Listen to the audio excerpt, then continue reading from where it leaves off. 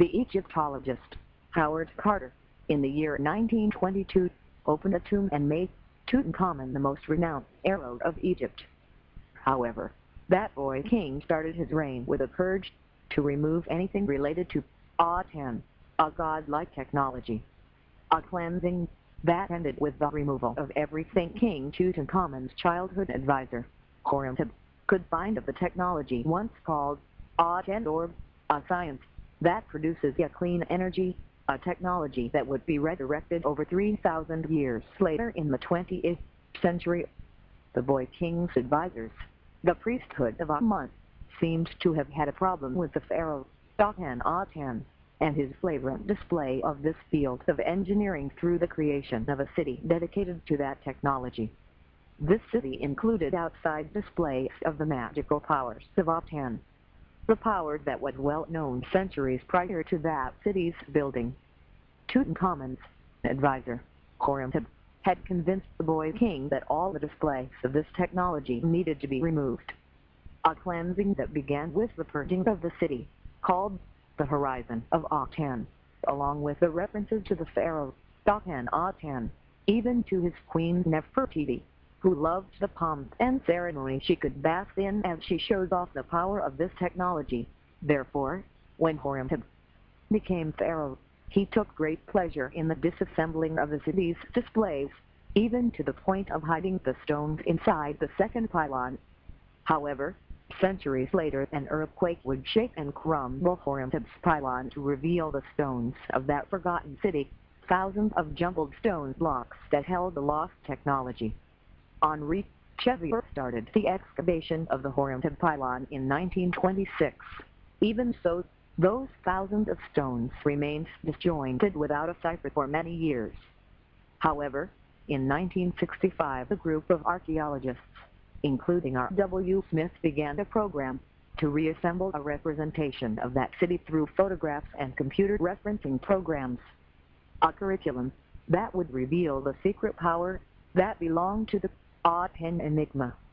This giant jigsaw puzzle showed Aten with three attributes: first, light; secondly, heat; and thirdly, in this case, the Angst-Truth representation, a simple mirrors that were used to reflect the light of the sun, and when those mirrors were used in conjunction and their reflected light was redirected to the same point, it produced heat, which was Aten's second attribute, a technology that is now known as solar furnaces. These mirrors were made of gold or of copper with a silvery, mercury finish. Reflectors that were common in other technologies of Egypt, such as in their communication system, and these mirrors were a powerful tool in Egypt's concealed science. The city of Aten was a problem for the priesthood of Amun. The city revealed too much knowledge that belonged to Egypt's elite. Miraculously, the reassembled blocks of that dismantled city showed that the heat of the Aten system had many uses. However, it was an exchange student to Egypt from Syracuse by the name of Archimedes that would show the power of Aten to the world, especially the Romans.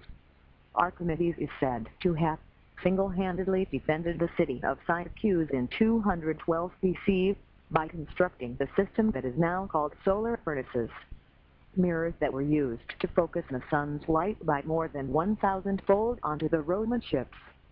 Today, the power of Aten has gone high-tech and is used to create electrical power out of thin air.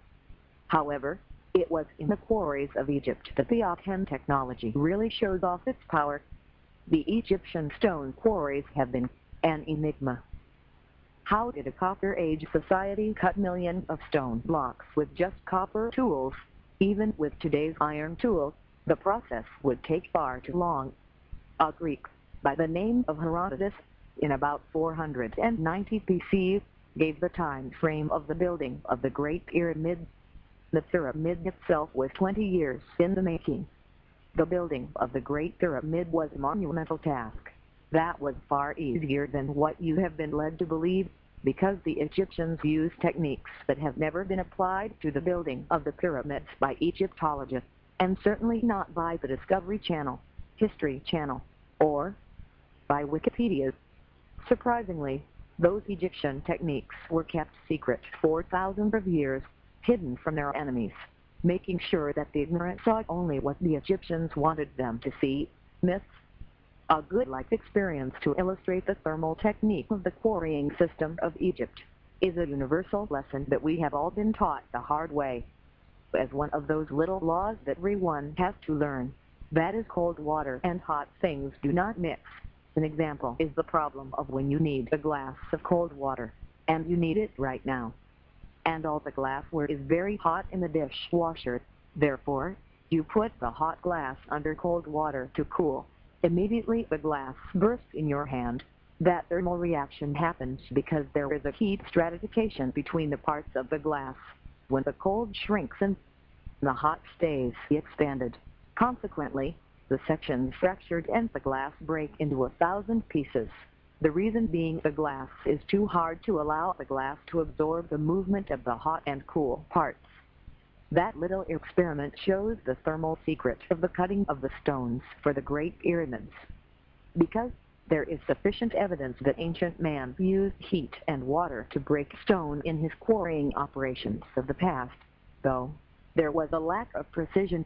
However, the process was a lot easier than mushrooming your copper tools.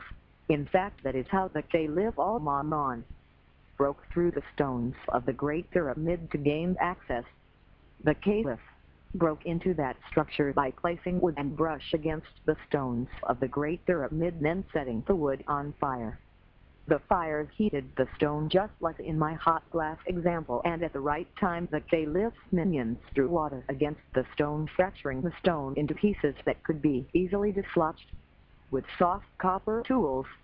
However, wood has never been that abundant in Egypt, which makes for a real big problem when you have millions of precision stones to cut. The process would have been impossible to do in the allotted time of 20 years. The Aten technology and the Ankh are the keys to this enigma. The mirror on the top of the Ankh and its central shaft makes it the heart of the stone quarrying method of ancient Egypt.